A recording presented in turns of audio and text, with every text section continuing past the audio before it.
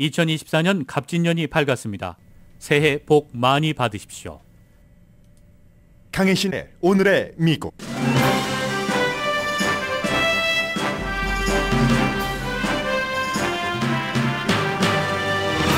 하버드 대학 거의 400년 역사상 최초의 흑인, 두 번째 여성이었던 총장이 부임한 지 6개월 만에 사임했습니다.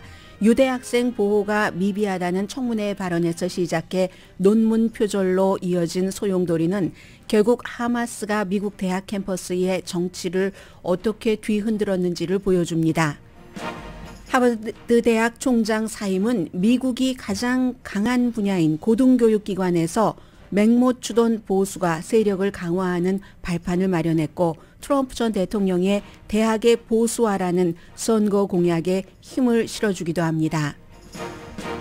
트럼프 전 대통령이 대선 출마 자격 박탈을 당한 메인주 결정에 항소함으로써 차기 대통령 결정에 중대 역할을 할 수도 있는 연방 대법원이 시험대에 올랐습니다. 법적, 정치적 지뢰밭을 돌파해야 하는 연방 대법원은 양측에 하나씩을 내주는 절묘한 판결을 내릴 수 있다는 전망이 우세합니다. 바이든 대통령은 다음 주에 시작할 재선 캠페인에서 민주주의와 인종 정의를 위한 투쟁을 강조할 예정입니다. 일반인들의 마음을 사로잡을 현실 이슈가 아니지만 미국 존립에는 가장 중요하다는 게 딜레마이기도 합니다. 1월은 거의 매년 주식시장 경기가 좋습니다. 그 이유는 세금과 관련된 여러 이론 등이 뒷받침되지만 증명되진 않았고, 역시 새해에 대한 낙관론이라는 지적이 강합니다.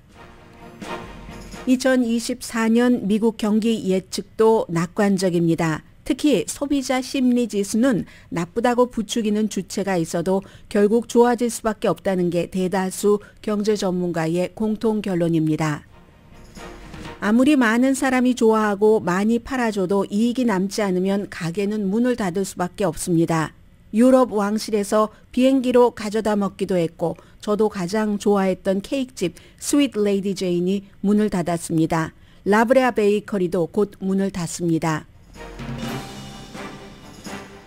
여러분 안녕하십니까? 오늘의 미국 강혜신입니다. 어제 오후부터 이제 하버드 대학교가 거의 역사가 400년이 됐잖아요. 미국에서 가장 오래된, 미국이라는 국가보다도 나이가 많은 대학인데, 여기서 이제 여러 가지 역사적인 의미를 가진 총장이 사임을 발표하고, 그것이 뭐 대학 교육, 엘리트 이런 분야에서뿐만이 아니라 앞으로 미국의 많은 것이 흔들어질 수도 있는 것이 시작이 된 것이구나. 상황에 따라서는, 특히 대통령 선거 결과에 따라서는 굉장히 그런 것이 미국에 올 수도 있다는 것을 보여주는 겁니다. 기본적으로는 주의시의 단결, 두 번째는 캠퍼스에서의, 그것도 이제 대학 캠퍼스, 엘리트 대학 캠퍼스에서의 정치적인 싸움, 캠퍼스에서의 문화전쟁이라고 볼 수도 있고요. 무엇보다도 보수의 값진 승리입니다. 미국이 강한 게 여러 분야가 있죠. 뭐 그렇지만 다 논란의 여지가 있습니다. 경제하면 미국이 제일 강합니다. 이렇게 수치적으로 얘기해도 아니에요. 실질적으로는 중국이 더 강합니다. 이렇게 말할 수도 있고, 국가 이슈에 있어서의 도덕적인 우위, 이건 미국이 결코 우위에 있다고 할 수 없습니다. 그런데 누가 뭐라고 하더라도 미국이 가장 강한 분야는 고등교육 분야입니다. 물론 미국의 어린이들이 뭐 킨더가든부터 12학년까지 뭐 수학이 너무 실력이 형편없네, 과학은 또 어떻고, 한국을 본받아, 이런 얘기를 굉장히 많이 들었습니다. 사실은 한국 내부로 들어가면 한국도 교육이 가장 큰 문제이기도 한데, 그 똑똑하다는 버락 오바마 전 대통령도 교육 문제 얘기할 때는 한국을 많이 긍정적인 예로 들었습니다. 그럼에도 불구하고 킨더가든부터 12학년까지 미국의 교육은 부족한 부분들이 많죠. 많으니까 오바마 대통령도 그렇게 얘기를 했던 거고, 그러나 노벨상을 받는 것이라든가 아니면 어디까지는 가는데, 고등학교 이때까지는 가는데 대학교까지도, 대학원 그 이후에 뭐 연구를 중심으로 한 모든 고등교육은 미국을 따라올 수가 없습니다. 그래서 미국이 노벨상 분야에서 휩쓸고 있는 겁니다. 물론 미국에서 태어난 미국 사람들도 있지만 미국으로 뭐 공부한다고 유학 와서 그 뒤에 뭐 미국 시민권 받고 미국 사람이 된 그런 경우도 많잖아요. 그리고 이 같은 고등교육이 미국을 오늘날 최고의 국가로 만드는 데 가장 중요한 겁니다. 그럼 고등교육기관에서는 학생들에게 수학, 물리, 천체학 이런 것만 가르칠까요? 역사 이런 것만 가르칠까요? 그건 아니죠. 전반적으로 어떤 세계의 지도자가 될 만한 인성이라든가 캐릭터라든가 그리고 기본 요건을 가르치는 거겠죠. 그래서 이제 다양성을 얘기를 하는 겁니다. 하버드 같은데 특히 뭐 연구기관을 중심으로 한 뭐 MIT라든가 스탠포드라든가 이런 대학교와 같은 엘리트 대학 또 같은 아이비리그 대학 가운데서도 약간의 차이가 있어서 하버드 대학교는 전인적인 교육 세계의 지도자를 양성한다. 그런 게 있는 겁니다. 그리고 그 같은 점들이 미국이 지금까지 세계 어느 나라가 따라올 수 없을 정도로 강했던 부분입니다. 그런데 그렇게 오래 강해왔던 미국의 대학, 엘리트, 특히 뭐 아이비리그를 중심으로 해서 서쪽의 아이비리그라고 하는 스탠포드까지를 중심으로 해서 대학들이 너무 진보적이고 교수나 학생이나 똑같아 이런 불만들이 무척 많았습니다.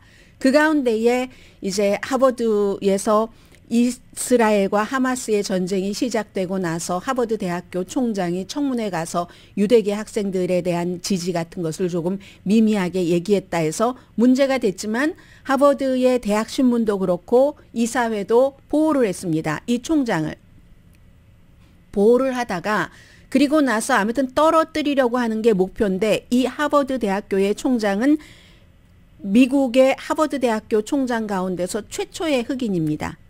물론 하버드에서 거의 평생을 그 일을 했었던 사람이지만 그리고 두 번째의 여성인 클라우딘 게이 총장을 유대 학생들을 철저히 보호하지 않는다. 이런 것 때문에 흔들렸지만 MIT 총장은 사임을 했고요. 하버드 대학교에서 지켜줬습니다. 그러니까 또 그 뒤에는 표절 논문 표절 아주 오래전에 그런 것들이 문제가 계속 나와서 그때도 이사회는 지켜줬습니다. 그런데 결국은 끊임없이 흔들면 흔드는 축이 강하는가 버티는 힘이 강하느냐에 따라서 달라지는데 흔드는 힘이 강했습니다. 박스의 도움으로 루퍼트 머독의 도움으로 보수 젊은 운동가 세크라멘토에서 태어난 39살의 보수 운동가의 도움으로 뭐 이런 등등의 것으로 해서 결국은 하버드 대학 총장이 그 자리에서 물러났다는 것은 미국의 대학에서 보수화가 조금 더 힘을 받을 것인가 이제 이런 점에서 굉장히 중요한데요. 1년이 채 되지 않아서 미국의 엘리트 대학 총장 3명이 사임했습니다. 어제 하버드 대학 총장 그리고 한 달일도 안 됐죠. 같은 이유로 청문회에 출석했다가 MIT의 역시 여성 총장이었습니다. 사임을 했고 그리고는 그 조금 전에는 스탠포드 대학교 총장은 표절이라기보다는 연구하는 데 있어서 뭐 스탠포드가 워낙에 연구가 강하니까요. 뭔가를 의도적으로 때로는 그리고 어떤 것을 잘못 감독을 한 그것 때문에 사임을 하고 말았습니다. 이유가 조금 다르기는 하죠. 그런데 전부 진보적인 그런 그 대학에서 대학 자체가 진보적이지만 그 가운데서도 특히 엘리트 대학일수록 진보적입니다. 해서 총장 3명이 이렇게 사라진 것은 엘리트 캠퍼스를 흔드는 방식이 이제 좀 적용이 되고 있다. 이러한 것을 볼 수가 있는 거고요. 해서 이 하버드 대학교 총장을 사임하게 만든 그 젊은 사람은 크리스토퍼 루퍼라고 해서 굉장히 유명한 사람입니다. 미국의 중요한 신문에서는 그의 막 심층 취재도 했고 했는데 팍스 텔레비전을 보시면은 이 크리스토퍼 루퍼 씨를 잘 아실 겁니다. 39살이고 젊고 세크라멘토에서 태어나서 앞으로는 이제 동성애자에 관한 이런 것을 열심히 운동을 하겠다고 하고 최근까지는 뭐 비교 인종 이론이라든가 미국에 뭐 예를 들어 노예제가 있었는데 그 당시에 뭐 지금 태어난 사람에 해당되는 건 아니지만 백인이 노예를 하도 동물보다도 더 심각하게 다루고 이런 모든 것들을 과거를 한번 뭐 반성하자 역사를 되새기자 하는 이런 비교 인종 이론에 대해서 이걸 하면 안 된다고 엄청나게 홍보를 한 사람입니다. 그 사람이 제일 먼저 어디서 이 문제를 가지고 왔는지 출처는 밝히지 않지만 하버드 대학 총장 논문에 표절이 있다 하고 얘기를 했고 그리고 루퍼트 머독의 신문인 그 타블로이드 아주 나쁜 신문입니다. 그런데 이런 것을 막 폭로를 할 때는 굉장히 효율적이죠. 뉴욕 포스트가 보도라고 말하기도 그래요. 폭로를 했고 그 뒤에도 좀 잠잠하고 잘 안 되니까 또다시 워싱턴 그 프리비컨이라는 보수적인 신문이 부수는 많지 않지만 보수계에서는 파워가 있죠. 이렇게 열심히 두드리다가 결국은 이제 거기에 대해서 이기지 못하고 사임을 하는데 이 하버드 대학교에 물러난 게이 총장은 정치학자였습니다. 그리고 사실은 내 것을 표절을 했다라고 계속 이런 보수에서 지적을 하는 사람의 그 학자, 이름을 불러드리면 데이빗 캐논이라는 이분도 이건 학문적인 표절의 예에 가깝지도 않다. 내 건 많이 인용을 했는데 that's okay 라고 얘기를 했습니다. 그리고 실제로 스탠포드 대학교 총장이 여러 가지 연구를 할 때 뭐를 못 본 척하고 그래서 사임한 것과 이 경우는 좀 케이스가 다르다는 겁니다. 인용을 했는데 인용 부호를 제대로 쓰지 않는다던가 예를 들어 논문을 쓸 때 굉장히 많은 인용이 있으니까 뭐 그런 일들이 뭐 몇 번은 있을 수 있겠죠. 그러나 이번에는 몇 번보다는 훨씬 많았으리라고 생각이 되고 어쨌든 본인 자체도 나는 괜찮다 하는데도 결국은 이 힘이 흔드는 힘이 너무 강해서 쓰러져 버리고 말았습니다. 그래서 엘리자베스 맥길이 그 유펜에서 한 달도 안 돼서 사임을 하고 나서 또 그 신경과학자죠. 스탠포드 대학교의 총장은 마크 테시에 라빈 총장이 사임을 한 지 1년이 안 돼서 실험실에서 이 사람은 조작된 데이터였다 하니까 굉장히 심각한 거고 하버드 총장과는 다른 겁니다. 10월 7일 이스라엘이 하마스의 공격을 받고 보복 공격을 시작하기 전에는 미국 대학교에서 보수의 힘이 약했습니다. 그런데 이스라엘 문제가 나오니까 유펜의 총장이나 하버드 대학교의 총장이 유대인 학생들을 보호하는 것에 왠지 미적지근하다 해서 결국은 그동안의 모든 그 불만, 보수의 불만, 아니 애들이 왜 대학만 가면 저 모양 저 꼬라지가 되지? 많은 보수적인 시각의 부모님들이 심지어는 어쩌다가 방학 때 집에 와서 대화를 해보면 도저히 대화가 통하지 않으니까 그 꼬라지 이렇게까지 얘기를 합니다. 그러면서도 사실은 서로 절충하고 배우는 면 있으시죠? 네. 아무튼 그렇게 했던 것이 딱 힘을 받아서 왜냐하면 주이시에 관한 것이니까. 주이시에 관한 것이니까 너무너무 힘이 강해서 더군다나 지금 이제 앞에 말씀드린 39살의 크리스토퍼 루퍼라는 사람이 누구냐면요. 플로리다주에서 론 디센티스가 플로리다주에선 비교 인종 이런 노예제 같은 거 가르치면 안 돼.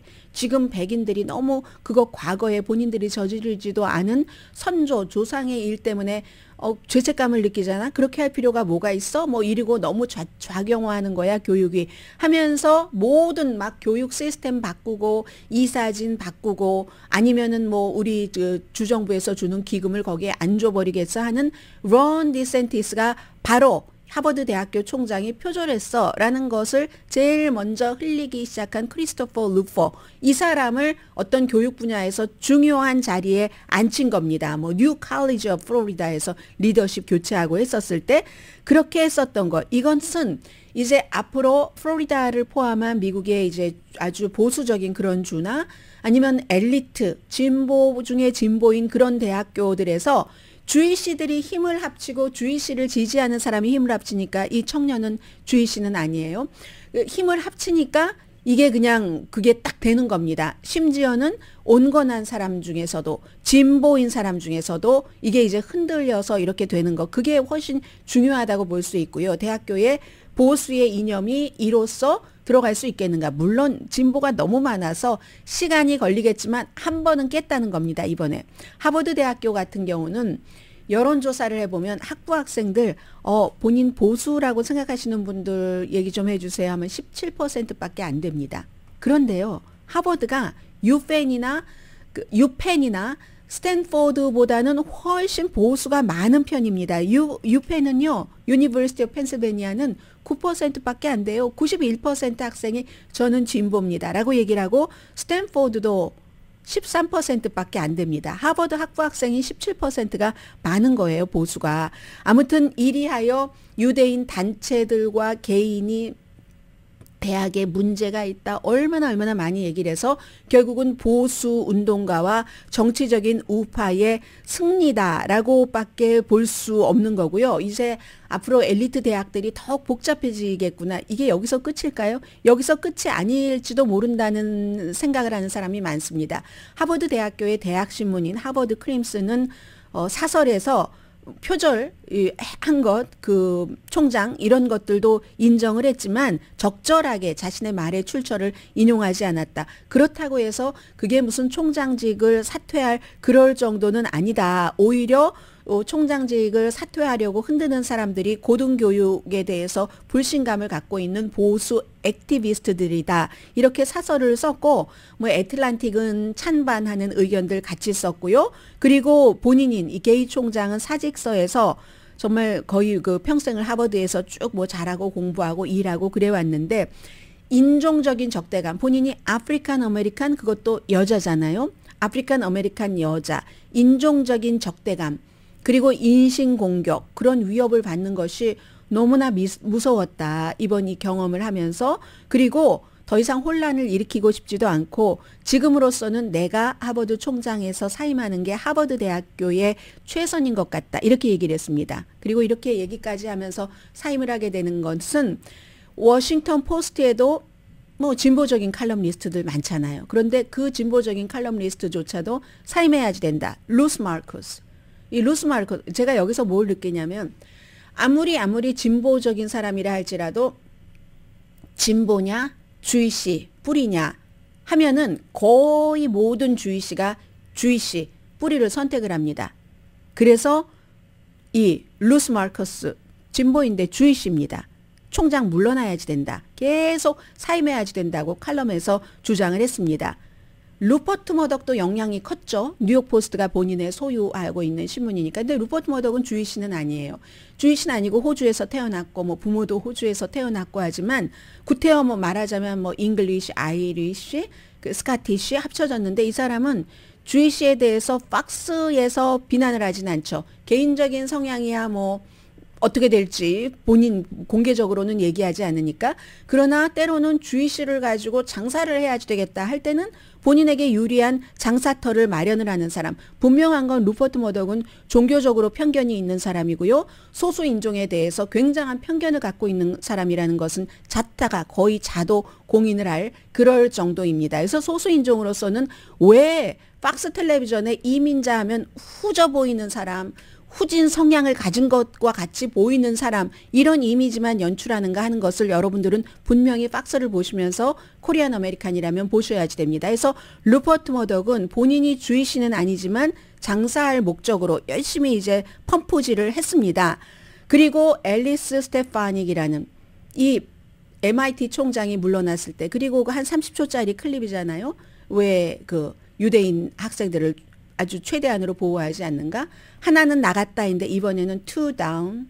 다음에도 또 이런 사람이 있으면 다운돼야지 된다는 겁니다. 또 더 중요한 것은 일단은 그 교무처장이 대행을 합니다.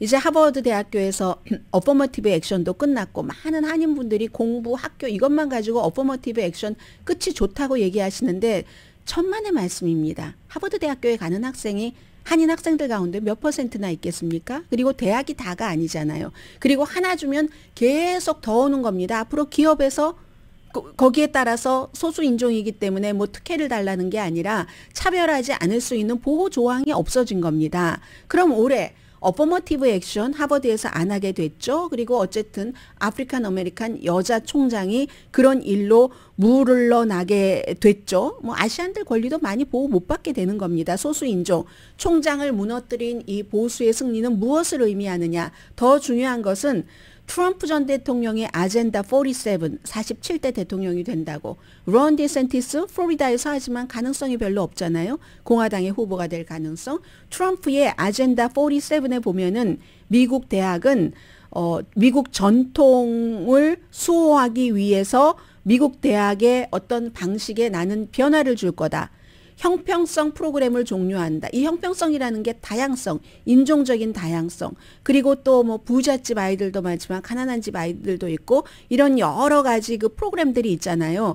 뭐 그 프로그램들을 끝내겠다. 끝내야지만 된다. 왜 돈 들어가게 돈을 그런 데다 낭비하느냐? 그리고 여기에 따르지 않으면 연방 정부에서 지원할 수 있는 기부금 없애겠다. 이게 대통령의 그 전 대통령이었고 다시 대통령이 되려는 도널드 트럼프의 교육에 있어서의 굉장히 중요한 공약입니다.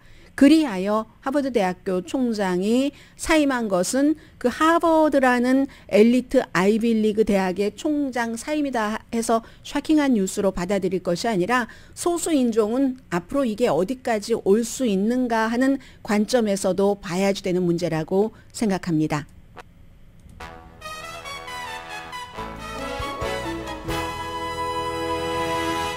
오늘의 미국은 전문가가 추천하는 이민법, 가정법 전문 제인정 종합법률사무소 총 20억 달러 승소, 교통사고와 상해 전문 브라이언 타필라와 CG 변호사 그룹, 코지다운 갤럭시 이불은 잠이 솔솔 오게 하는 기능성 거위털 이불로 독일 회사와 함께 생산합니다. 코지다운 갤럭시 이불 공동후원입니다. 잠시 뒤에 이제부터 바이든 대통령 선거 캠페인 한 번도 공식적으로 시작하지 않았습니다. 다음 주부터 시작하거든요. 그런 여러 가지 여러분들께서도 얼마나 관심이 있으실지 모르겠어요. 바이든이 얘기한다고 하는 트럼프와의 차별과 미국적인 것을 지키겠다는 거. 어제 그 파이낸셜 타임즈가 사설에서 잘 정리를 해놨던데요. 저는 오늘 바이든 그 캠페인 본부에서 나온 얘기를 좀 전해드리겠고, 미국의 연방 대법원도 완전 지뢰밭을 뚫고 살아남아야지 되는 그런 시점이거든요. 잠시 뒤에 전해드립니다.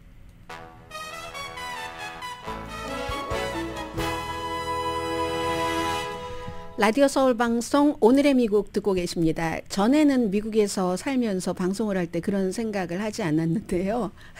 제가 또 나이가 든 탓인가요? 웬만하면 방송에서 한국어 이외에는 잘 쓰지 않으려고 하는데 뭐 한자가 됐건 영어가 됐건 가화만사성 우리가 그렇게 많이 말을 하잖아요. 가는 뭐 집가자고 화는 화자에 이렇게 보면은 그 벼하고 입구자가 있잖아요. 벼를 입으로 먹는다. 그러면 만사성 모든 게 다 잘 돌아간다 하는 거잖아요.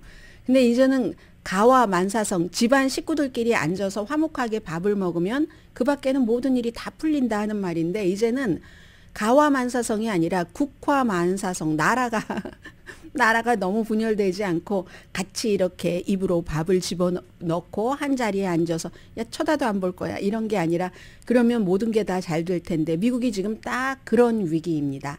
뭐 여러분께서 느끼지 못하실지는 모르지만 이민을 올 때는 그 한국에서 오셨던 아니면 남미로 가셨다가 다시 미국으로 북쪽으로 오셨던 좀 뭔가 잘 살아보자고 오셨던 건데, 지금은 그 최고점에서는 그 고점보다는 굉장히 불안한 상태거든요. 그리고 이제 이번 선거가 더 그 불안함을 더 불안하게 할 수도 있다 하는 것을 저는 이제 날마다 뉴스를 하는 게 저의 직업이니까 어쩌면 여러분들보다는 더 조금 빨리 조금 더 깊게 느낄 수 있을 것 같습니다.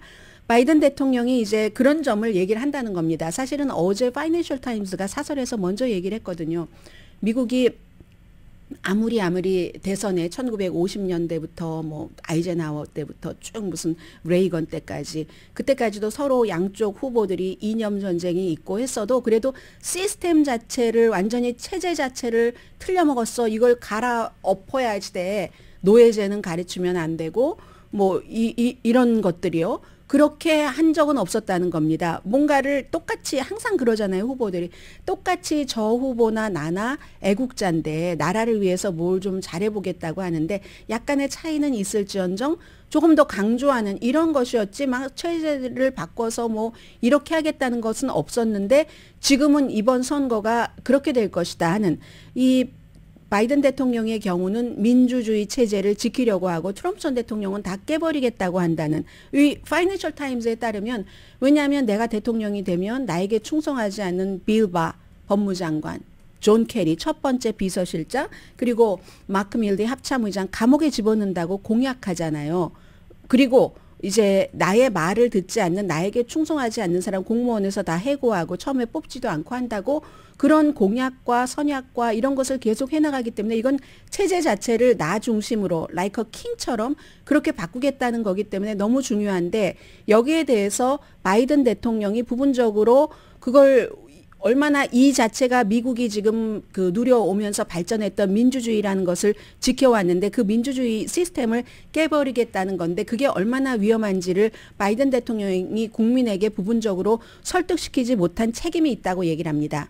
그랬더니 제가 어제 그 사설을 읽으면서 굉장히 그 인상적이다. 그러니까 이번에 투표는 트럼프와 바이든을 누구를 사람을 뽑는다는 것보다는 지금까지 있었던 이 체제를 완전히 그 부숴버리고 킹 라이커 체제로 가느냐 아느냐 여기에 대해서 투표를 해야지 된다라고 파이낸셜 타임즈 사설이 썼거든요. 그런데 오늘 아침에 딱 이런 얘기가 나오네요. 바이든 대통령 캠페인 측에서 다음 주부터 이제 본격적으로 캠페인을 합니다. 물론 그 전에 1월 6일이 이번 주 토요일이기 때문에 1월 6일은 의사당 폭동 사건 이제 3년이 되는 해이기 때문에 뭔가를 뭐 필라델피아에 가서 뭔가를 하긴 한답니다. 그래서 오늘 발표한 걸 보면은 언론 매체들과 한 24분 정도 대화를 하면서 우리가 어떻게 캠페인을 하겠다. 본격적인 캠페인은 다음 주 월요일부터 시작합니다. 그런데 바이든 캠페인이 본격적으로 캠페인을 이렇게 할 거예요 하고 24분 동안 얘기하는 동안에 28번 트럼프의 이름이 나왔습니다. 1분에 한 볼꼴보다도 더 나왔다는 얘기고 이건 곧 나와 트럼프와는 비교가 된다. 비교가 되는데 어떻게 두 가지를 얘기를 합니다. 하나는 두 번째가 인종입니다. 그래서 거기에 따라서 방문지도 결정을 했고요. 첫 번째가 앞서 파이낸셜 타임즈가 지적을 한 그런 그 민주주의 이런 것 내가 트럼프와 다른 것은 그런 거다. 지금 민주주의와 자유가 미국의 것이 위태롭다 하는 겁니다. 1월 6일 기본적으로 이제 그 바이든이 독립전쟁 당시에 77년, 78년입니다. 그때 우리 초대 대통령 워싱턴 장군이 이끄는 군의 야영지 겨울 얼마나 추웠겠어요. 필라델피아 인근의 밸리 포지 여기서 선거가 왜 중요한가 이번 선거가 왜 중요한가 이런 그 주요 연설을 한다고 하고요. 그게 이제 민주주의와 자유인데 13개의 그 식민지를 통합을 하고 그 뒤에 여러 세대가 뭐 자유를 얻고 누구는 투표권을 얻기 위해서 싸우고 매맞고 린칭 당하고 숨지고 그리하여 또 이제 백인들이 정말 굉장히 괜찮은 뭐 존 F 케네디라든가 이런 사람들이 민권, 투표권 같은 것을 이렇게 해서 윈든 B 존슨 때 또 어떤 그 영향을 받고 해서 그 이후에 1970년대 코리안 아메리칸들은 본격적으로 이민을 온 거잖아요. 얼마나 많은 그 당시에 독립전쟁을 할 때부터 시작해서 많은 그 희생들이 있어서 우리가 이렇게 지켜오고 그래서 여러분과 모든 사람들이 어느 정도 안정적으로 살 수 있게 된 이 미국이라는 나라의 그 자체 강한 이념 민주주의 자유가 지금 위험하게 됐다. 이런 것을 이제 트럼프와 극명한 대조를 보이는 연설을 한다는 겁니다. 그리고 인종에 대해서는요, 이제 첫 번째로 이제 본격적으로 다음 주에 선거 캠페인을 시작하는데 재선이요. 사우스캐롤라이나주, 굉장히 사우스캐롤라이나주가 보수적인 주죠. 막 우리는 연방에서 막 탈퇴하겠어 하고 노예제를 지키겠다고 하고 했었던 찰스턴에 있는 마더 에마뉴엘 AME 교회에 갑니다. 여기서 바로 지금 공화당 예비선거 후보로 나온 화면에 보이네요. 니키 헤일리가 주지사였었을 때 백인 우월주의자가 교회에 들어가서 뭐 상원의원 등등 교회 목사 9명을 숨지게 했잖아요. 그 인종차별적인 마인드를 가지고 그래서 그 흑인 교회고요. 당연히. 그래서 바이든 캠페인 측에서는 이처럼 정치적인 무엇이 있고 인종적인 무엇이 있고 해서 위험하다는 것을 강조하기 위해서 그 교회를 가는 겁니다. 그래서 내년에 미국 유권자의 선택은 물론 그 밖에 많은 이슈가 있기 때문에 여러분들의 자유입니다. 나는 뭐 세금이 좋아, 나는 교육 등등 뭐 이민 선택을 할 수도 있지만 사실은 제일 중요한 것은 도도하게 흐르는 미국의 민주주의라는 거잖아요. 단순한 통치 철학의 경쟁 차이가 아니라 이건 민주주의와 미국 사람들의 기본적인 자유를 보호하는 것이다라고 얘기를 하는 거죠. 1월 6일 의사당 폭동 사건만 하더라도 당일에 4명이 숨졌습니다. 그런데 아무 일도 아니래요.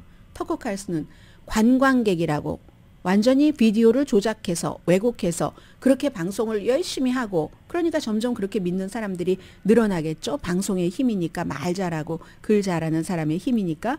그리고 폭도들과 맞서서 싸우던 경관이 다음날 숨졌고, 뭐 경찰관들 4명이 이런저런 이유로 그 이후에 스스로 목숨을 끊었고 140명 이상이 부상을 당했습니다. 뭐 거의 1000명이 기소되고 했었던 이런 사건인데 아무것도 아니라고 얘기를 하잖아요. 해서 지금 바이든 캠페인 측에서는 미국의 그 정말 역사적인 도시 사우스캐롤라이나의 샤롯츠빌, 아니 이건 샤롯츠빌은 다른 곳이고요. 이 백인 우월주의자들, 버지니아주죠. 트럼프 전 대통령이 백인 우월주의자들, 좋은 사람 있다라고 얘기한 그런 백인 우월주의자든 의사당에 대한 공격이든 아니면 마더 이마누엘 그 AME 철치의 신자들을 살해하는 백인 우월자든 이건 전부 정치적인 폭력이다. 이 아주 극단화돼서, 그리고 누군가가 인기 있고 파워풀한 사람이 점점 극단화를 얘기를 하면 이런 정치 폭력이 증가한다는 겁니다. 이재명 대표 칼로서 공격을 당한 그런 것과 마찬가지로 이런 것이 우려된다 하면서 캠페인을 시작을 합니다. 그에 비해서 트럼프 전 대통령은 이제 어제 메인주의 총무처 장관이 누군가의 불만에 대해서 답을 해야지 되는 목적이 있고, 오랜 시간 동안에 청문회를 거쳐서 트럼프 전 대통령은 1월 6일 의사당 폭동 사건에 책임이 있기 때문에 메인주의 그 헌법 등등에 따라서 그가 투표, 재선에 나올 자격이 없으므로 투표용지에서 이름을 빼겠다는 결정을 내렸죠. 거기에 대해서 항소를 했고, 그 이전에 콜로라도주 대법원에서 같은 결정을 내린 것에 대해서는 공화당이 지금 항소를 당 차원에서 하고 있고요. 그런데 이제 그 똑같은 지금 이제 연방 대법원으로 가기 위해서 드리는 말씀입니다. 이게 수정헌법 14조 3항, 국가에 대해서 반역하거나 반역자를 돕거나 적에게 이롭게 했을 때 그 사람은 연방 이런 그 선출직에 나갈 자격이 없다라고 얘기한, 거기에 대해서 그럼에도 불구하고 참정권이 중요하지. 트럼프 전 대통령이 바이든 현 대통령에 비해서 몇백만 표 덜 받기는 했지만 지난번 선거에서 7,400만 표나 받은 사람이야. 그럼 그를 지금도 지지하는 사람들의 표는 처음부터 묵살돼야지 된다는 거게, 이렇게 생각하는 사람들도 많아서 또 미시건, 미네소타, 플로리다, 뉴햄프셔, 위스콘신에서는 수정헌법 14조 3항을 적용하는 것을 노했고, 진행 중인데도 한 8군데 됩니다. 오레곤주라든가 엘라스카주를 포함해서. 캘리포니아주는 총무처 장관이 메인주와는 달리 반대를 했고, 메인주도 진보, 캘리포니아도 진보, 콜로라도도 진보지만 진보라고 해서 무조건 다 트럼프는 뭐 이런 뭐 상황과 관련 없이 투표용지에 이름을 못 올려 하는 건 아닙니다. 그래서 지금 그렇게 돼 있는데, 사실은 이게 2명의 아주 보수적인 우파적인 법학 교수들이 트럼프는 대선에 나갈 자격이 없다고 주장을 하고 이제 곧 새로운 논문을 발표를 합니다. 두 분이 윌리엄 보드 교수, 마이클 스톡스 폴슨 교수인데, 특히 이제 그 보드 교수 같은 경우는 지금 연방 대법원장인 존 로버츠 아래서 서기를 했었던 사람이거든요. 이 사람들은 주에서 어떤 판결을 내리던 우리가 검토한 바에 따르면 트럼프 전 대통령은 자신의 행동, 1월 6일 그 행동 여지없이 이건 공직자가 될 만한 자격이 없는 거다 하는 논문을 곧 발표할 예정이거든요. 이건 정말 보수는 보수인데 보수의 선의를 가진 굉장히 존경받는 보수나 진보 측에서 그런 그 법학자, 헌법학자들이고요. 그에 비해서 연방대법원은 최근에 정치적으로 굉장히 흔들리는 그 경험, 판결 같은 것을 많이 내놨고 2000년도에 아들 부시를 대통령으로 만든 게 이제 법원이었으니까. 그리고 그럼 지금 연방대법원이 크게 2가지를 해야지 되는 거잖아요. 잭 스미스 특별검사가 만약에 1월 6일 그러한 일을 했었던 선거 결과를 뒤집기 위해서 뭔가를 일을 했었고 사람들을 부추겼었던 것이 대통령 당시에 했었던 것이기 때문에 면책 특권이 있는지 판결해 주세요. 그리고 또 하나는 이렇게 메인주와 같은 수정헌법 14조 3항, 여기에 대해서 연방대법원은 어떻게 할 것인가. 법적으로도 정치적으로도 너무나 많이 심어있는 지뢰의 밭을 건너가고도 결론을 내려야 되는 겁니다. 피할 수가 없이 지금 그 상황이잖아요. 많은 전문가들은 연방 대법원이 트럼프 전 대통령 이름을 투표용지에서 뺄 것이다. 그런 판결을 내릴 거다 하는 것에는 20% 정도 동의를 하거든요. 그래서 많은 아주 신중한 사람들은 반반으로 할 것 같다. 그것도 존 로버츠 연방 대법원장의 중재 아래. 연방 대법원장이라는 것은 또 연방 대법원 자체가 어느 쪽으로 쏠리지 않았어요. 우리는 딱 법에 따라서 이렇게 판결을 내려야 하는 것을 보여주는 장, 헤드잖아요. 해서 하나는 면책 특권은 없다. 그리고 그러나 수정헌법 14조 3항에 따라서 이름을 투표용지 자체에서 없애버리는 것. 이거는 no. 이렇게 반반으로 판결을 하지 않을까. 이런 얘기를 하는데 그 알렉산더 해밀턴이 그런 얘기를 했다고 하네요. 미국이 3부잖아요. 입법, 사법, 행정부 가운데서 가장 덜 위험한 부처가 사법부인데 가장 덜 위험한 이 사법부가 지금 위험에 처해 있다. 거기에 따라서 또 국민들이 판결에 따라서 동요할 테고 또 이 대통령 선거에 어떠한 영향력을 미칠 수 있기 때문에 아무튼 이렇게 됐고요. 다음 주 또 1월 10일에 그 공화당 예비선거 후보 토론이 있는데 이번에는 CNN에서 하고요. 딱 그날입니다. 딱 그날 트럼프 전 대통령은 이제는 무슨 뭐 터커 칼슨 이런 그 사람 뭐 그런 작은 매체가 아니라 팍스에서 그날 같은 시간에 뭐 뭔가 프로그램을 타운홀 미팅 같은 것을 한다고 합니다. 팍스의 타운홀 미팅이 시청률이 더 높지 않을까 이런 생각도 들고요. 잠시 뒤에 돈에 대해서 말씀드립니다.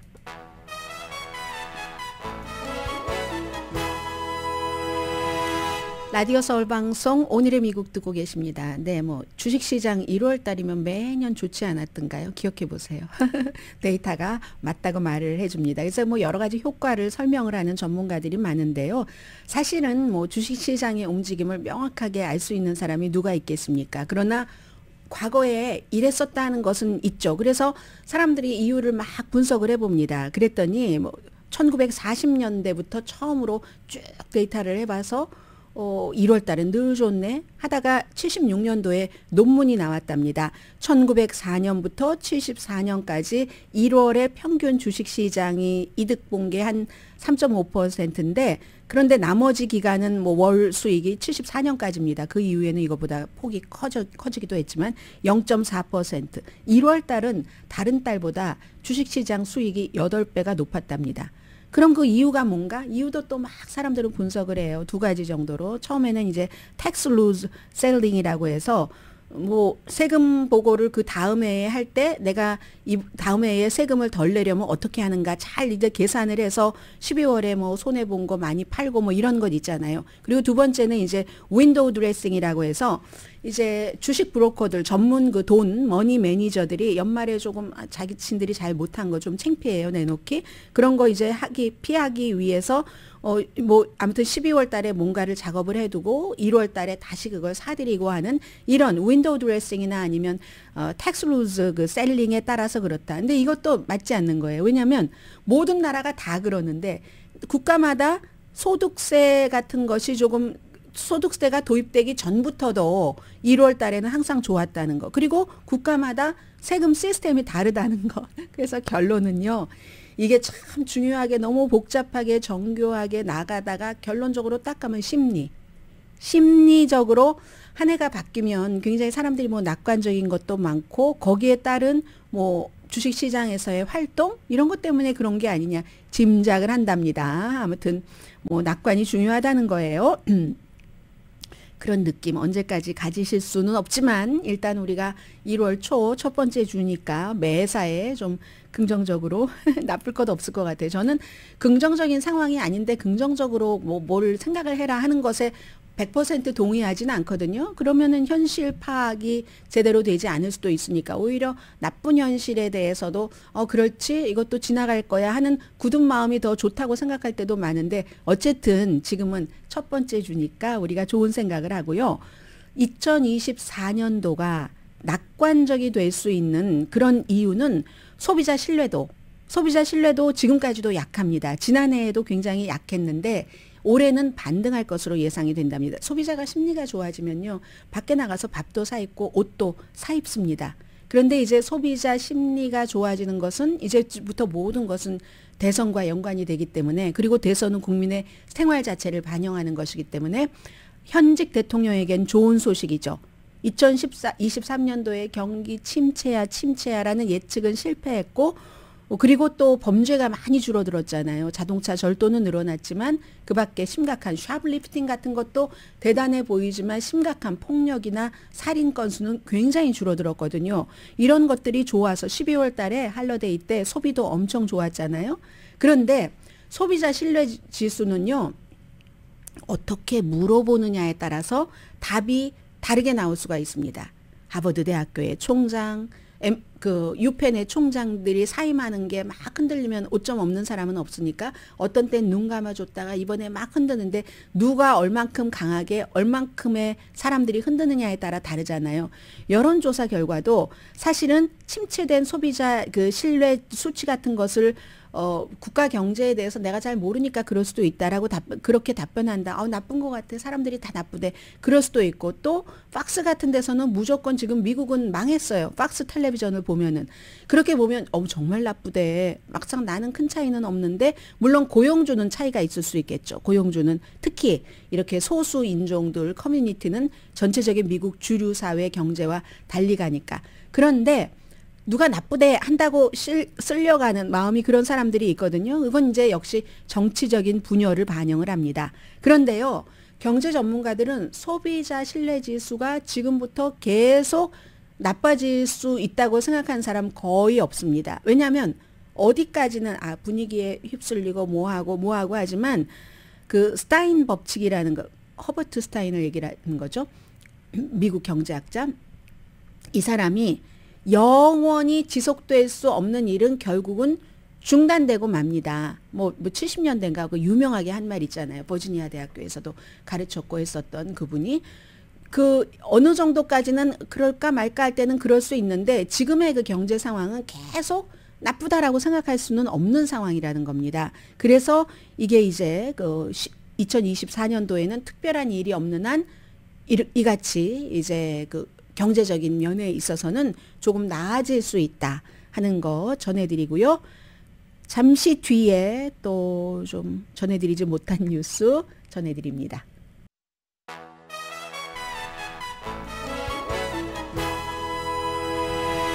라디오 서울 방송 오늘의 미국 듣고 계십니다. 네, 지금 이제 이스라엘 하마스 전쟁은 그게 중동 전쟁으로 확산되느냐, 이게 이제 지금 시점에서는 중요한 것 같고요. 베이루트에서 하마스 리더를 폭발시켜서 죽게 했다. 이스라엘이 지금 자랑스럽게 발표 비슷하게 하고 있는데 이건 전쟁의 확산 가능성을 말해주는 겁니다.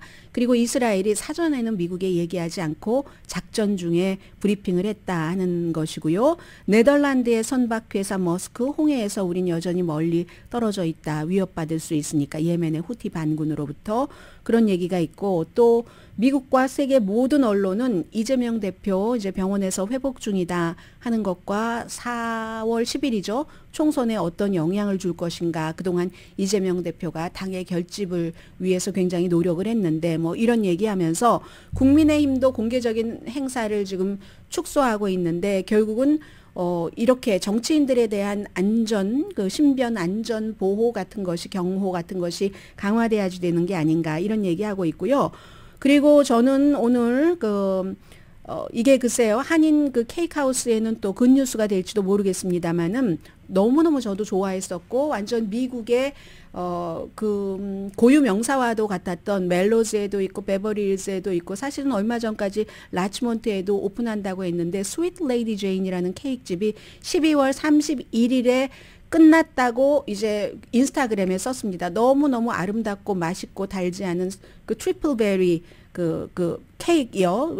베리가 3개 들어가는 80 몇 년부터였다고 하나요? 80 몇 년부터 한 35년 동안 해왔는데, 저는요, 이 케이크에 대해서는요, 우선 오늘의 미국을 후원해 주시는 분을 말씀드리자면은, 전문가가 추천하는 이민법, 가정법 전문 제인정 종합법률사무소, 총 20억 달러 승소, 교통사고와 상해 전문, 브라이언 타필라와 CG 변호사 그룹, 코지다운 갤럭시 이불은 잠이 솔솔 오게 하는 기능성 거위털 이불로 독일 회사와 함께 생산합니다. 코지다운 갤럭시 이불 공동 후원이었습니다. 10시에 좋은 아침, 좋은 하루 방송됩니다.